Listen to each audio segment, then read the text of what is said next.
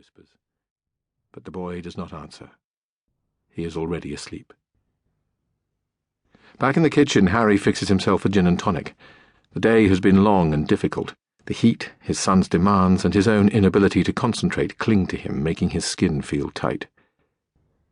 The air remains heavy, although the heat has dissipated. Now that the boy is asleep, he can finish cooking dinner. It is Robyn's birthday, and he has planned a special meal to celebrate. He turns the oven on, removes the cover from the lamb on the counter, and seasons it with roughly ground salt, then massages the meat with rosemary and oregano and slides it into the oven. As he does so, he glances at the sky and wonders when the clouds will break and the downfall begin. Rain in Tangier can be biblical. The torrential downpours can last for days. It's one of the things that surprised them most when they moved here 5 years ago. He longs for one of those rainstorms now to clear the air and lift this dull, oppressive atmosphere. The pain around his head has not abated despite the gin. He glances at the old clock above the stove and refills his glass. The phone's ring startles him. "Everything all right?" asks Robyn. "Yes, Dillon's asleep and I'm getting dinner ready." "He's asleep?" The surprise in her voice unnerves him. "He was exhausted."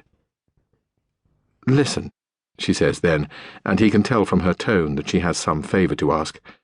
"Simo has gone home sick, so I told Raoul I'd stay on a while longer to cover." "But it's your birthday. It'll just be a couple of hours, that's all." He's silent. "It'll still be my birthday when I get home," she says. He drains his glass and agrees that yes, it will still be her birthday when she gets home. He says goodbye, hangs up, and makes himself another drink. It will have to be his final drink before she arrives. He doesn't want to get drunk and spoil things for her. Tonight, with his headache, with the uneasy feeling in the air, he is as jumpy as a cat and craves the reassurance of her presence. For some reason he does not want to be alone. So he distracts himself by putting away toys and gathering up books and returning the cushions to the sofa. He clears clutter from the coffee table and sweeps the tiled floor. The place is coming back to itself, back to the tidy space that has become their home, the shabby yet comfortable sofa, the bead curtain that separates this room from the cubbyhole kitchen, the corner by the window where stacks of canvases are propped up against the wall. Even the wooden table they dine at is cleared. Harry is annoyed at Robyn. Perhaps he would not have made Dillon go to sleep so early if he'd known she was going to be late. Still, he tries not to be downbeat and goes about setting the table. Knives, forks, napkins. But where are the candles?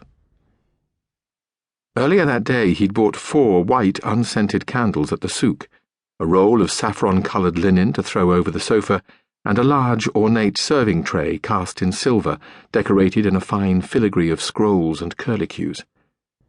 The tray is a gift for Robyn, one he spent 20 minutes haggling for, but it is only now he realizes he has left it and the other items at Cosimo's.